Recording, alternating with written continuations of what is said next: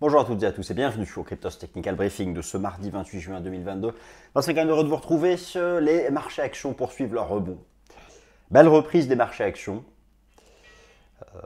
qui pour certains, via les indices boursiers, ont peut-être atteint des points bas de moyen long terme. Nous pouvons tout de même être déçus de la façon dont le marché crypto reproduit, en tant qu'actif risqué, ce rebond du marché action. Mais tout de même, il se stabilise dans une zone d'intérêt de long terme.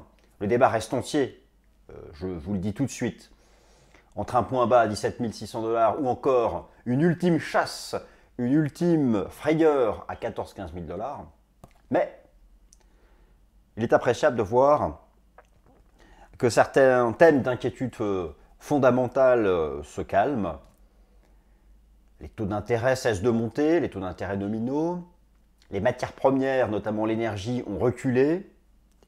Et puis, les chiffres de l'inflation. Cette fameuse inflation, eh bien, cette semaine, sont publiés en Europe et aux États-Unis les chiffres de l'inflation. Et nous en saurons plus, savoir si elle se maintient tout en haut ou si elle entame un ralentissement, ce qui sera majeur pour nos actifs risqués et ce qui sera primordial pour savoir si Bitcoin est capable de faire ce rebond technique à 23 ou 25 000 $. Pour le moment, c'est poussif, c'est très poussif. Alors, je n'ai pas pu m'empêcher de rassembler une liste d'éléments plutôt engageants pour le long terme. Tout le monde se pose la question, sommes-nous entrés dans une zone d'accumulation de long terme? Moi, je vous dis oui.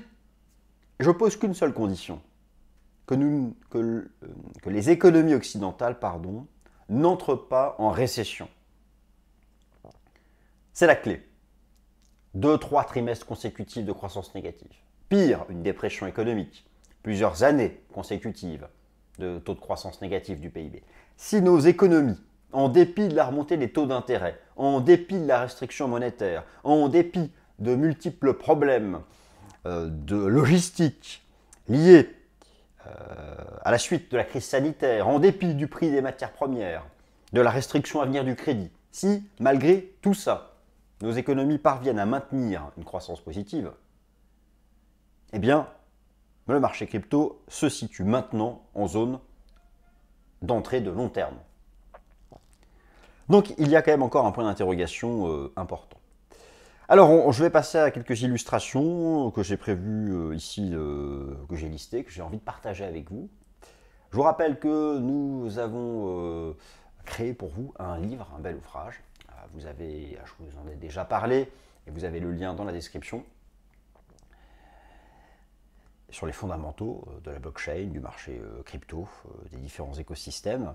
Et puis, notre groupe privé, le Grille-Pain. Je vous en ai parlé mardi dernier.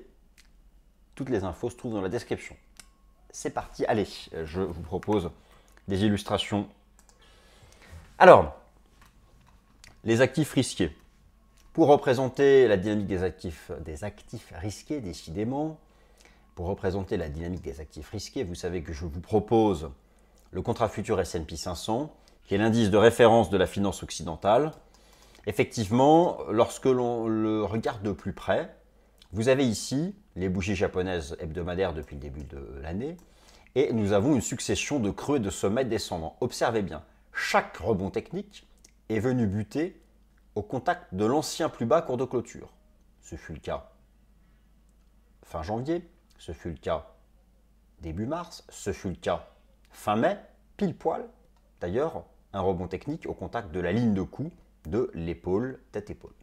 Et là, encore une semaine de rebond, et le marché essaye de dépasser l'ancien plus bas cours de clôture. S'il y parvient, c'est la fin du cycle correctif des actions américaines, et donc occidentales. En gros, se joue soit la capacité du marché action à dépasser ce niveau. Regardez bien à droite où est-ce qu'il est. Il est là, on est dessus. En journalier, à droite, les bougies journaliers, D comme daily. Daily candle, les bougies japonaises journalières. Nous sommes dessus. Soit il dépasse ce seuil et interrompt pour de bon la correction. Soit il échoue à nouveau et nous irons chercher les 3400 points. L'ancien niveau avant le choc boursier de la crise sanitaire. Dans ce cas de figure, le marché crypto, le Bitcoin irait à 15 000 $. Tout se joue là-dessus, donc ayez toujours un œil dessus. Maintenant que le point bas a été fait déjà à 17 600, que il soit fait à 14-15 000 ou à 10-12. Bon. Un certain nombre de métriques de long terme nous disent que, au prix actuel, réfléchir à une stratégie de vente est moins intelligent que réfléchir à une stratégie d'achat. Car oui, la stratégie de vente, c'était au-dessus des 50 000. Alors, tout d'abord, je me suis tourné vers les données de l'Open Interest. Vous savez ce que c'est l'Open Interest, j'en parle souvent. La quantité de contrats à terme ici, contrats futurs sur le Bitcoin, sur différents exchanges. L'engagement remonte. Et sur certains exchanges, de manière significative, moi j'observe beaucoup les chiffres de la bourse de Chicago. Et je vous avais montré support la semaine dernière, qui est un niveau historique, c'est la ligne verte, la mesure de l'Open Interest. La quantité totale de contrats futurs ouverts, eh bien, observez à droite, il y a eu un vrai rebond. Ça, c'est plutôt intéressant pour le long terme. Maintenant, sous vos yeux, le Stock to Flow Model. Alors, connaissez-vous le Stock to Flow Model? Sinon, vous devez vous renseigner sur ce sujet.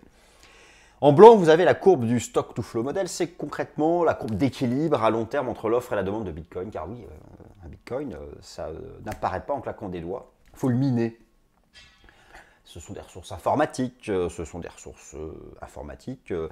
la source d'énergie, c'est l'électricité. Il y a des mineurs qui travaillent, bien sûr, ils n'ont pas une pelle à creuser dans les mines de charbon, mais ils creusent avec leurs machines et leurs super cartes informatiques, et ça envoie, il faut de l'énergie. Pardonnez-moi. Et donc, cette ligne, le prix la suit à long terme. Vous avez ici en bas la représentation graphique de l'indicateur qui représente l'écart relatif entre le prix et la ligne de Stock to Flow Model. Observez, depuis 12 ans, nous sommes sur le point extrême de l'écart entre le prix et la ligne de Stock to Flow Model. Ça nous dit que le point bas est en train d'être fait. Ça autorise malgré tout qu'on aille chercher brièvement 14-15, mais pas en dessous. En fait, basculer sous 14-15, ce serait, je pense, le signal de l'effondrement. Donc il ne faut pas. Donc ça, c'est plutôt favorable à l'entrée long terme. Je vous remonte ce graphique que j'ai partagé avec vous la semaine dernière, la capitalisation boursière totale crypto. Vous le savez que nous nous sommes stabilisés à gauche en hebdo au contact de l'ancien record historique de janvier 2018. En journalier, voilà ce que ça nous fait. Certains y verraient une épaule tête-épaule inversée, d'autres un drapeau de continuation, d'autres un biseau ascendant de continuation baissière, d'autres y verraient encore un prix capable de revenir dans le passé. Bon, chacun y voit ce qu'il veut. Moi, j'attire votre attention sur les enseignements du système Ishimoku. Partout et sur toutes les cryptos à court terme, y compris la capitalisation boursière totale qui est sous vos yeux. Je vous invite à suivre pour le court terme, car c'est peut-être ça qui vous intéresse davantage, la Tenkan Sen, cette composante de l'Ishimoku qui est la moyenne arithmétique du plus haut et du plus bas sur les 9 dernières périodes, ici donc les 9 derniers jours. Tant qu'elle tient, c'est rebond technique. Nous sommes dessus. Je zoome, nous sommes dessus. Tant qu'elle tient, c'est rebond technique. Elle cède, c'est retour à 15 000 $. Donc, c'est important le court terme de ce point de vue-là. Pour le plaisir, je partage à nouveau avec vous le Bitcoin Index en données mensuelles pour vous rappeler les supports chartistes long terme sur lesquels nous sommes. C'est d'autant plus important que la clôture mensuelle, mes amis, c'est cette semaine. C'est jeudi soir. Est-ce que nous aurons jeudi la dernière bougie de baisse? Bon, la clôture mensuelle, c'est jeudi soir. Il faut se maintenir au-dessus des 20 000 pour préserver le niveau horizontal et éviter un changement de polarité. Un support qui deviendrait résistance et qui entraînerait la baisse à 15 000. Donc là, nous sommes sur les 48 prochaines heures dans un timing serré et d'importance.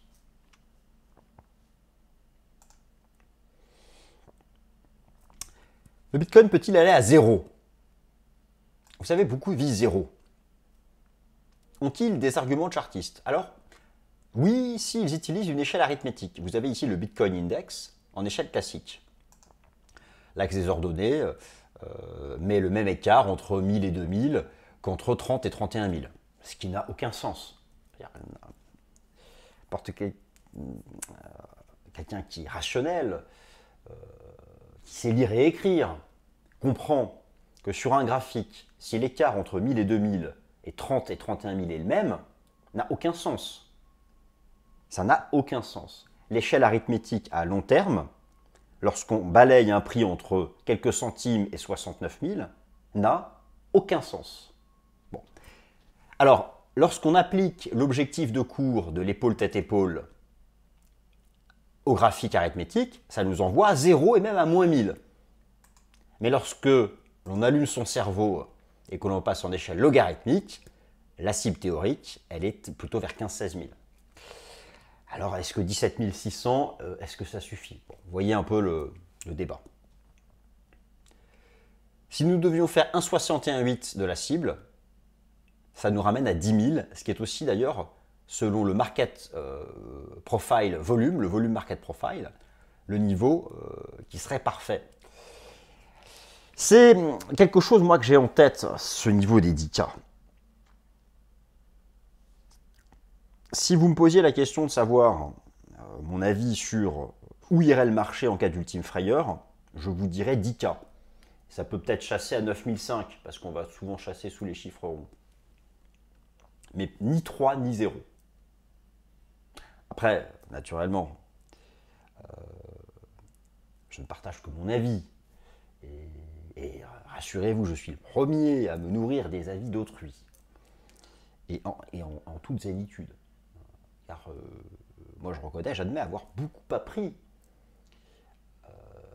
d'analystes ci et là.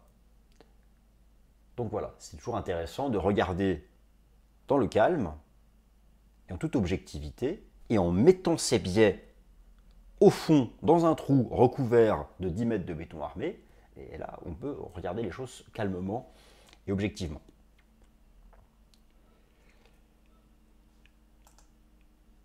En données journalières, cette reprise, bon, qui est un peu faiblarde. Bon, le RSI est sorti par le haut de la zone de survente, on a un croisement du NDMA-CD, ça va plutôt dans le sens d'aller chercher les 23 000, mais c'est faiblard. En fait, il ne faut pas repasser sous 20 000. C'est là que ça TH. Vous voyez, c'est important, je vais repasser en données 4 heures. Et je vais mettre ici le multi-time frame Ishimoku. Bon, on est vraiment à nouveau au bord du gouffre. Voilà, les 19 800 l'axe ATH, on a un super support Ishimoku 20 002, 20 005. Soit il y a un rebond maintenant impulsif à 23 000 dans les 24-48 heures et on peut peut-être poursuivre à 25. Soit le marché action continue son rebond et le Bitcoin ne fait rien, comme il fait là, rien, et on va à 15 000. Voilà, ça c'est finalement le résumé de mon opinion sur ce sujet. Alors, pour notre ami ETH, ce qui est important, c'est la vue de long terme. Regardez comment mensuel, nous sommes en fait, vous savez lire une bougie japonaise comme moi, cette bougie mensuelle de janvier 2018 qui était l'ex-record historique, le cours de clôture, eh bien, c'est 1100, on est dessus, on préserve. Donc, la clôture mensuelle, c'est dans 2 jours. Si on se maintient à 1200, on a préservé l'ex-record historique en cours de clôture mensuelle et la ligne de tendance. Je suis en log. Ça n'a aucun sens une échelle arithmétique lorsqu'on passe de 50 centimes à 5000 $. Aucun.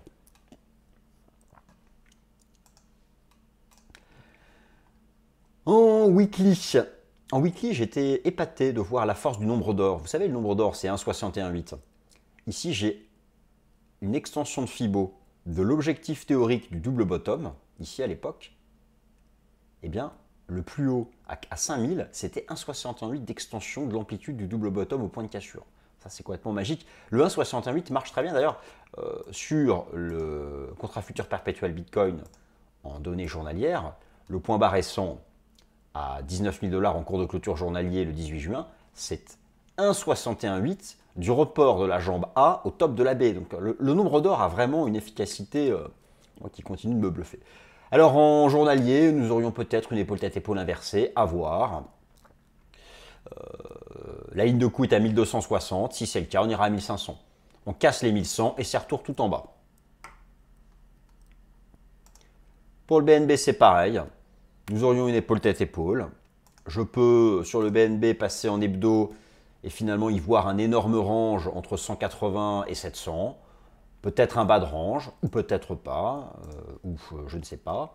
À court terme, l'épaule tête-épaule, 255 en ligne de mire, crédible, invalidation sous les 230.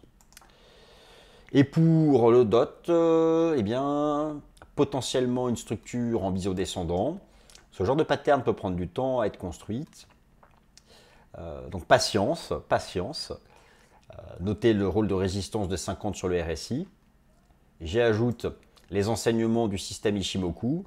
Nous pourrions y voir une hypercompression court terme entre Tenkan-sen et Kijun-sen, réduisant le range du moment à 7,50, 8,20. Résolution haussière, on va au nuage, on va à 10. Résolution baissière, on va dans le bas du biseau, on va à 6, qui se paye. Voilà, chers amis, pour le Bitcoin Technical Briefing, le Cryptost, pardon, Technical Briefing de ce 28 juin 2022. J'espère qu'il vous a plu. Merci de m'avoir écouté, prenez soin de vous et à mardi prochain. Merci beaucoup.